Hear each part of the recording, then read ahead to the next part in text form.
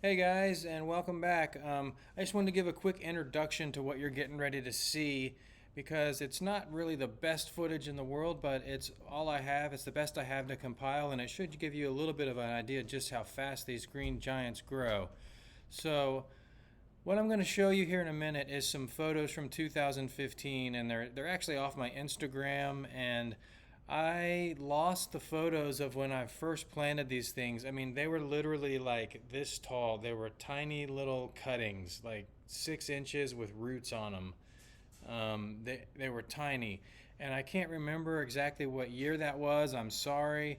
I really don't have any way of figuring that out, and I had photos that were stored on the web on a service that started charging monthly fees, so they shut my account down because I'm not paying the fees. And I think I had photos on that service, but I'm not paying the fees. So, anyways, I'm going to show you all here in a minute a series of like 3 photos from 2015, and the photos are in different areas of my yard, and it kind of shows what happens under different lighting conditions and watering conditions. The first photo I'm going to show is in a really shaded area. My neighbor's roof overhangs that area, and there's a fence, and my roof kind of, they're blocked like half the day, and then they just get a little bit of like afternoon sun, maybe from like noon to 2 o'clock or something. But the area also stays really wet, and those plants had a much harder time getting established and getting up out of that mud and up out of the shade, and they're still much smaller relatively than some of the other larger plants in my backyard. So I'm going to show you those, and then there's some photos that you can see. They're not the greatest photos, but you can see like in the background behind me some of the plants and 2015, and then my yard. I have some photos of my yard, and you can see them. And then I'll show some video of what they look like now. And I mean, honestly, you can get a pretty good idea of just how much they've grown. It's now 2023, the spring of 2023, and these photos are from 2015. So in 8 years or whatever, and plus they've been this large already for a couple years, so it hasn't taken that long at all. But here we go. We'll get on with these photos, and now that you kind of understand what's going on, hopefully you'll find the video useful. Here's the first photo, and these are the plants that were in the shade. And just kind of disregard the chicken wire cages. I was actually growing tomatoes and squash and things in between them while I had the space. So those were just some other plants, but those are the green giants, and these were in a wet area.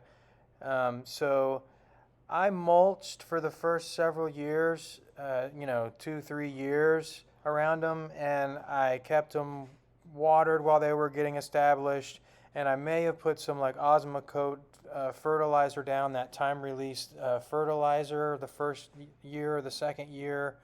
But after that, I really just forgot about them. I got to be honest, I haven't even mulched for years. It's been at least 3 or 4 or 5 years since I've even mulched around them. I haven't fertilized.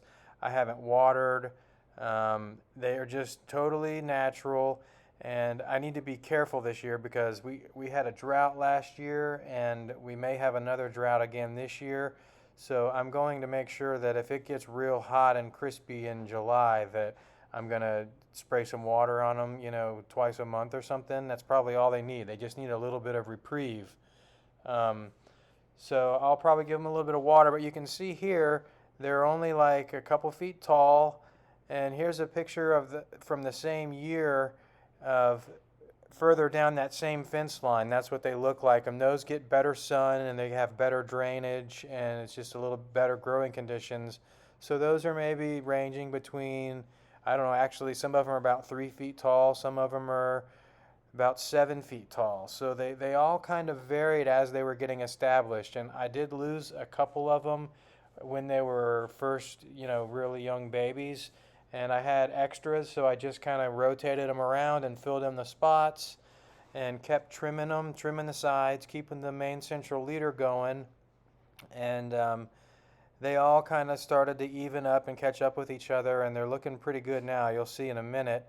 But here's the other side of my yard, and They're about the same size. My fence, I think, is 4 feet. So if they're sticking up over the fence 1.5 feet or so right there, those are 5 to 6 feet, and that somewhere in that area. And you can see they're just kind of little cones. They're not huge and bushy yet, but they're starting to take off. Now, once they're getting this big, they really start taking off. I mean, the first year, it took them a year to get established and start getting roots. And the second year, they probably grew a foot. And that was probably the third year in that first photo. But here they are now. Those are those plants that have the chicken wire cages in between them, and they're under the shade of my neighbor's house and everything. And they are still not as tall as the other ones. You can see how it goes straight up in a line, kind of with proportionally how the sun would hit them. And that's the other side of my yard. Those are really tall and healthy, and they get full sun and good drainage and everything.